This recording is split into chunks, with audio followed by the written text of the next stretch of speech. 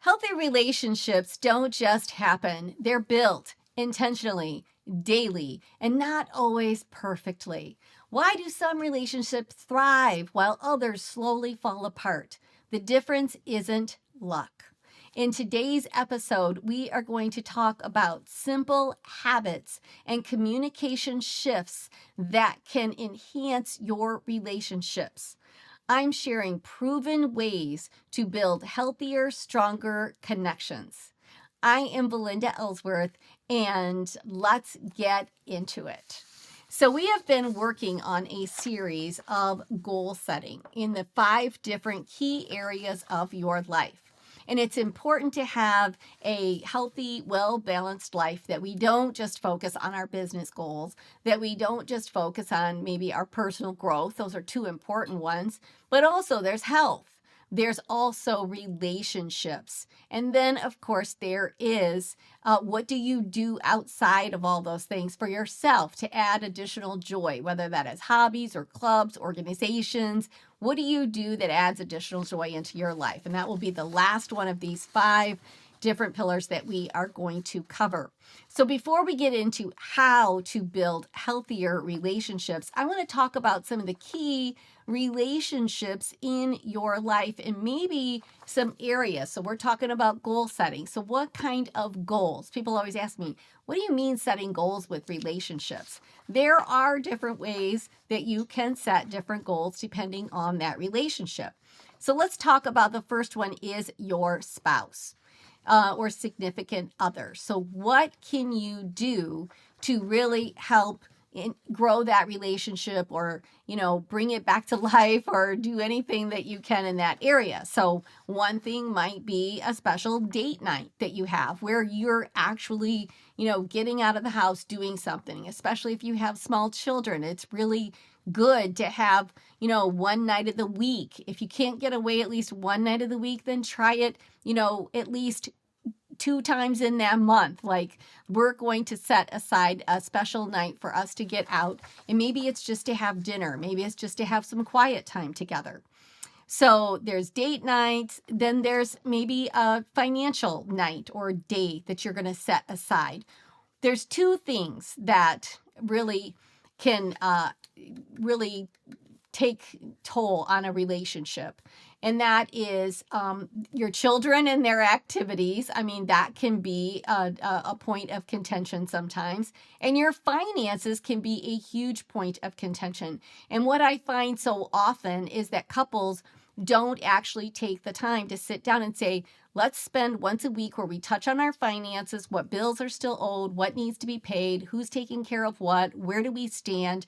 This is especially important if you are, working on a project or you're working on getting out of debt. But it's really important just to know where you stand. And often enough, I talk to a lot of couples, and they don't ever do this at all. One person is kind of in charge, and then the other person is clueless. Or then there's different contention around exactly where people stand. So setting aside, maybe it's just once a month where you sit down and you go over everything. Maybe it's once a week. If you're having a difficult time, this could be a way to help move you forward. It could be a shared hobby. So maybe right now you want to do something to just make your relationship a little bit closer. Maybe pick a shared hobby that you would like to take up, or that's something you've enjoyed in the past and that you've gotten away from doing. So maybe that's a goal, is we're going to find one hobby. Maybe you want to take a ballroom dancing class. Maybe you want to join a bowling league. Maybe you want to take up pickleball. Who knows what that looks like. But it is important to have maybe a fun hobby. So these are different areas where you could set goals. All right, your children, they're a big part of good relationships, right? So these are children that might be younger children, but children still living at home. So create traditions other than holidays. This is a big miss that I think lots of families have, is they think of the traditions, the big ones, as, well, this is what we do for Easter. This is what we do for Christmas. We always do this on 4th of July, whatever that looks like. But it's just as important to have small traditions. It could be game night. Maybe you do that once a week. Maybe you do that once a month. Having a tradition, if you have like more than one child, and even if you only have one child, let them pick Maybe you take turns with the adults where on that weekend, the one person gets to pick what something fun that you're going to do. If you've got 3, 4 children, like let them take turns throughout that month. Like let it be theirs where they get to pick what everybody wants to do. That's a fun tradition. And then it also makes that child feel important that they got to, pick something and then everybody does it. That's another thing that you can do. Having a movie night, maybe, that's always a fun thing to do and making it special. So just remember, traditions don't have to be saved for holidays. Older children that are out of the house. So if they live in the area, making sure that you have maybe a family dinner night. Now, we try to do this at least about once a month. There was a time where we would try to do Sunday Fun Day. And in the summer, I think we do that more than in the winter. I'll be super honest. Where we call it Sunday Fun Day and everybody comes over. We usually eat. We might go out on the boat, especially in the summer. Like we try to make that. There was a period of time where we had a volleyball net set up in our backyard and it was just drop-in volleyball on Sundays. And my kids would come, their friends would come, anybody that wanted to drop in and play volleyball. We did that for a couple of years and then we ended up taking the net down and we didn't do it again. So like these are just goals that you could say, you know what, I want to start this. But if your kids live out of the area, then maybe Sunday Fun Day is just, Sunday nights, we do a weekly Zoom call with the whole family together just to catch up on people's lives and to see each other. I think that was one of the greatest things that came out of COVID. COVID pretty much sucked in a lot of different ways, but that was a good thing that came out of COVID was that family members that had never used Zoom in their life learned how to do Zoom. That was probably the best thing to come out of that. I know that we were having so many fun Zoom cocktail parties or Zoom, gatherings. And we would do that we still do that. There's only one couple that we still do Zoom nights or date nights with. And that is our really good friends from Australia. And we love doing that with them. We'll say, hey, let's pick a night. Like, we haven't caught up in a while. And the 4 of us just sit there and catch up and talk. And it's not as good as being there, but it's close. It's close. So that's something you can do with your children that might live out of the area. Okay, friends. You can do Zoom calls with your friends, set up, happy hours, set up a game night with friends. You can do lunch-ins, like maybe, you tried it a couple of times a month, hook up with a different friend. Maybe it's one friend that you always like to meet with. I mean, I know there's lots of different groups, like 4 women will meet every Tuesday and have lunch, and they do that their whole lives. So it's just fun when you can create traditions and build your friendships. Maybe have a special time that you talk to a certain friend that's your time. Maybe you sit down, have a cup of tea, a glass of wine, and you guys catch up. And you can do that on the phone. You can do that on Zoom. You could even do a class with some of your friends. Now, the one thing that I do is my high school friends get together probably about once every 3 to 4 months. And we all get together. There's about, there's probably 50 of us that are in this group chat, and sometimes 20 show up, sometimes 30 show up. Every once in a while we get lucky and almost everybody shows up, but it is just fun to reconnect with a group of people like that. So if you don't have a little, just because, and we started this when we do our big class reunions, there was some of us that were super close, and especially the committee that worked on the reunions were like, why do we have to wait for 5 years to do this? That's silly. Let's do it about every 3 or 4 months. We'll get together and either have dinner or lunch, or we'll do something at somebody's house, and different people host it at their houses. It's just fun. So that's a good way to keep your friend relationships going. Coworkers. Now, this one could be, if you want to enhance that relationship, maybe you don't want to do anything outside of work with any of your coworkers, but doing an occasional, like a group picnic, that's always fun. So you don't have to do a consistent thing with your coworkers, like outside of work, but doing it once in a while can be fun. The other thing, though, that I think is important And my husband just shared this with me this week. He said, I most of the time would eat at my desk for lunch. And he said, I just made a decision that I was going to start going into the lunchroom because there's always a group of people that sit and eat lunch in there. And I was going to take my salad. He oftentimes didn't do that because he was bringing his own lunch in. And then all of a sudden he just decided, why do I care? So he started taking his lunch in and he goes, I really enjoyed eating in the lunchroom, like with everybody every day. It's just made a big difference, and it builds relationships there. So these are just some of the fun things that you can do. Fun thing like a group activity, like maybe all of you decide one night you're going to do an escape room. That's a super fun and kind of team building, but at the same time could be a fun extracurricular activity for work relationships. All right, so now let's dive into it and let's talk about some ways. I love doing a top 10 list. I'm a big top 10 list girl. I was a huge David Letterman fan, huge. And so let's just dive into these top 10 ways to enhance your relationships. So number 1 is learn to communicate open and honestly. So don't be afraid to share your thoughts, your feelings.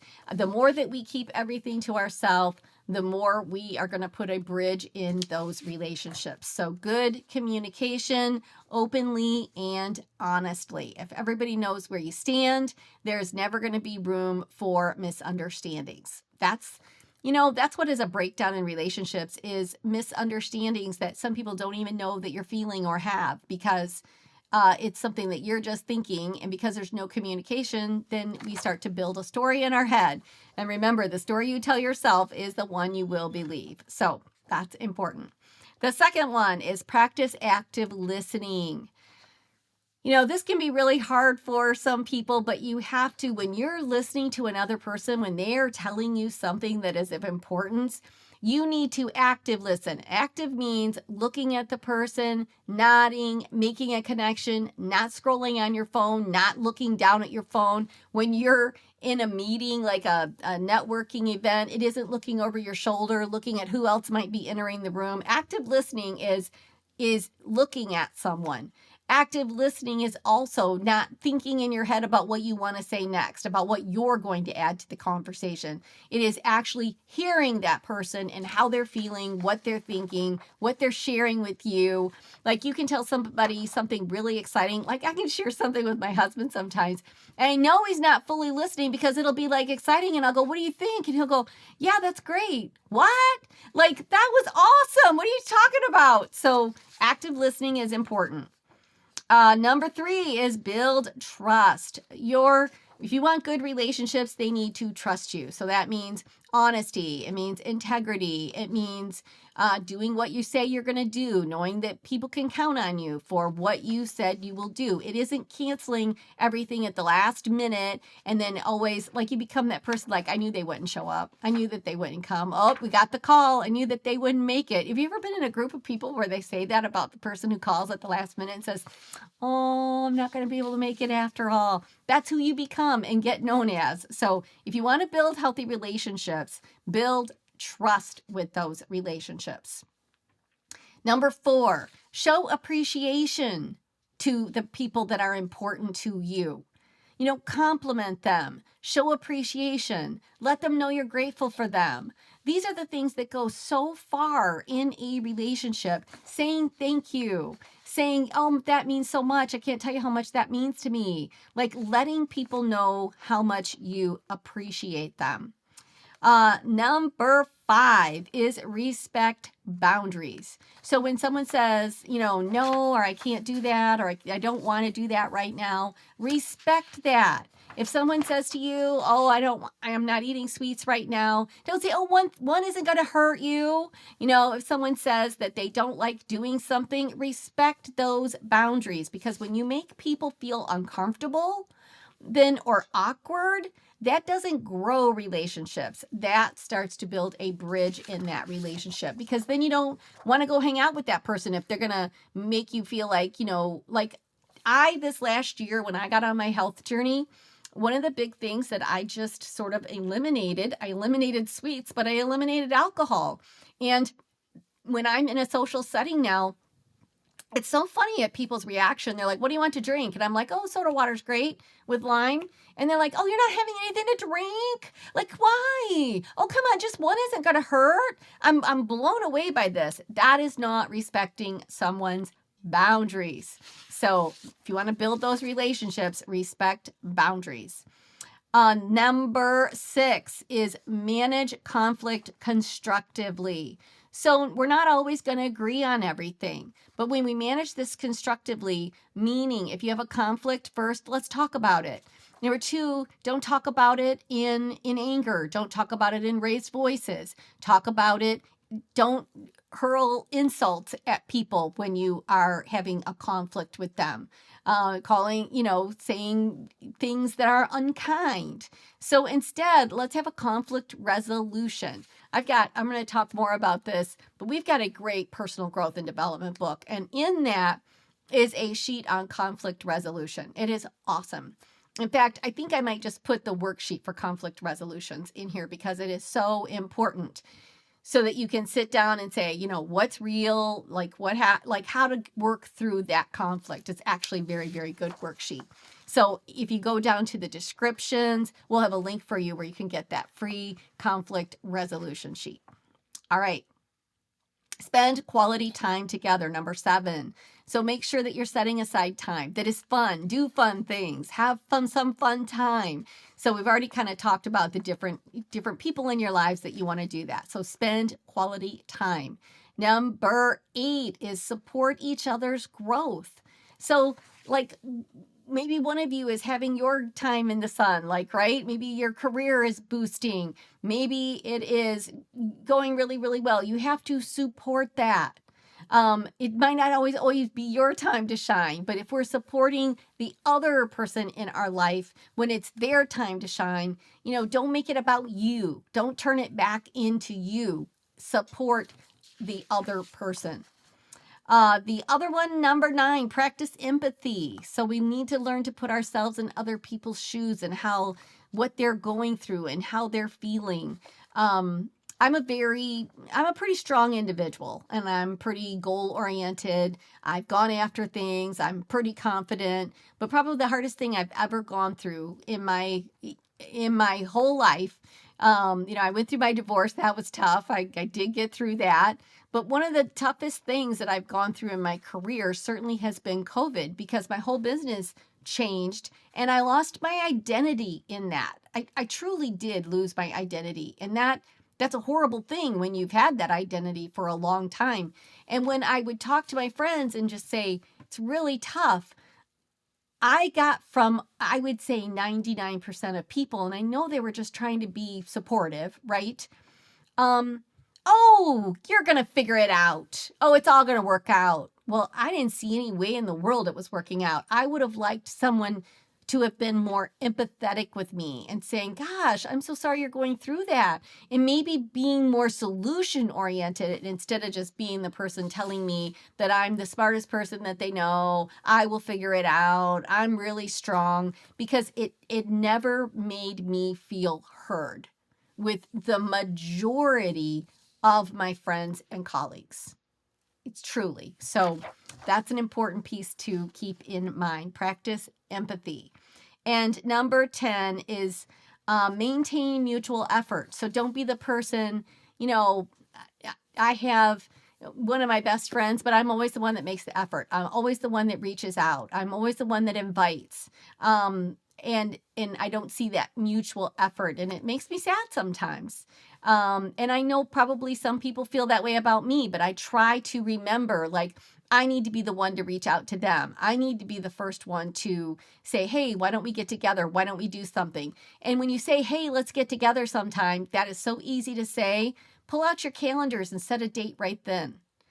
That will go a long way in enhancing your relationships.